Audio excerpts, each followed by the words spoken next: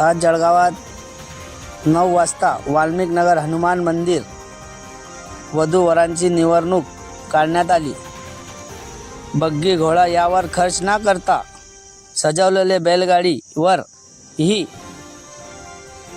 ही वरात काढण्यात आली. मी आहे इनूस पिंजारी, कैमरामैन मुस्तकिम के साथ आप देख रहे हैं दैनिक जलगांव वृत्त लाइव.